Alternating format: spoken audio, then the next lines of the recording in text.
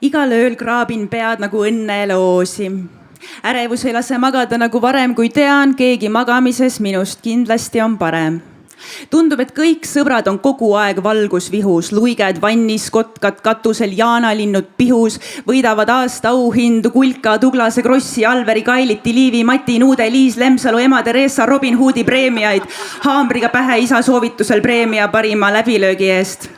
Kohtuvad presidendiga, ripuvad Viru keskuse fassaadiloe. Eesti kirjanduse aasta läbi vist ei saagi.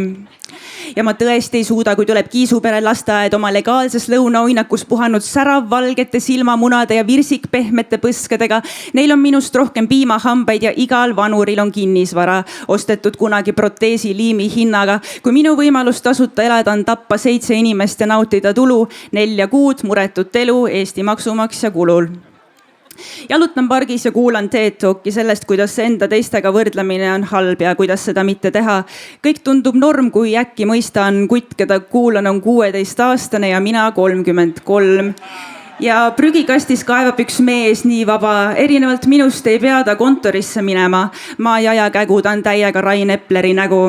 Alati keegi on minust rohkem Rain Epleri nägu. Konkurents on kõikjal, mingid Soome pihvid on Liidos terve laua toitu täis tõstnud, jaksavad minust rohkem longerot juua ja ribisid süüa. Nende kurku kaob iga viimanegi kont ja mina istun siin oma 2 kartuli ja kanafileega nagu viimane tont. Ja üks neist on vist see Insta-püss, kes töötab korra nädalas. Tere, siin on minu Labubu haul, see teeb 7000 eurot. Aga mina tahan olla hoopis laul, iga laul. Su lesbist vend, Billie Jean ja neiu mustas kleidis tahan olla öö ja kaardin akna ees. Piilupardist rongijuht ja Carmen, mida ma teen? Ja ühte sõpra pole täna siin üldse kohalgi appi. Raudselt on 50 Cendi kontserdil ja poeb nii, et vagu taga. Astub ligi, pakub raha, 50 saabki 100. Pärast kirjutavad koos raamatut, salvestavad uut plaati või lugu, järgmist parmupilli hullust või kuupaiste sonaati. Eile kohtusin tüübiga, kel on minust suuremad kõrvalihased. Ta on mänginud Rowlinguga bowlingut, käinud Stephen Kingiga kinos, jaganud Kalvi-Kallega hambaharja, režiimiks kiired ja vihased.